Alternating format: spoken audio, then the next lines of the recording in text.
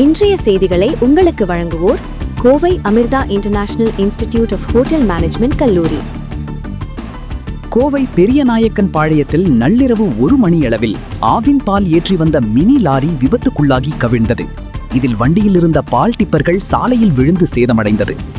சம்பவ இடத்திற்கு நேரில் வந்த மேட்டுப்பாளையம் சட்டமன்ற உறுப்பினர் சுனில் ஆனந்த மீட்பு பணிகளை பார்வையிட்டார். கோவை பெரியநாயக்கன் பாளையம் காவல் நிலைய எல்லைக்குட்பட்ட கோவை மேட்டுப்பாளையம் சாலையில் ராமகிருஷ்ணா அருகே உள்ள மேம்பாலத்தின் முன்பாக பேரூர் பச்சாப்பாளையத்தில் இருந்து மேட்டுப்பாளையத்திற்கு ஆவின் பால் ஏற்றி வந்த வாகனம் நள்ளிரவு 1 மணிக்கு விபத்துக்குள்ளாகி தலைக்குப்புற கவிழ்ந்தது. வாகனத்தை செந்தில்குமார் என்பவர் ஓட்டி வந்த நிலையில் விபத்தில் யாருக்கும் எந்த காயங்களும் ஏற்படவில்லை. இதில் வண்டியில் இருந்த பால் டிப்பர்கள் சாலையில் விழுந்து சேதமடைந்தது. விபத்து நடந்த தகவல் அறிந்த மேட்டுப்பாளையம் சட்டமன்ற உறுப்பினர் சுனில் ஆனந்த சம்பவ இடத்திற்கு நேரில் வந்து மீட்பு பணிகளை பார்வையிட்டார். இதைத் தொடர்ந்து பெரியநாயக்கன் பாளையம் போலீசார் விபத்துக்குள்ளான வாகனத்தை மீட்டு போக்குவரத்தை சீர் செய்தனர்.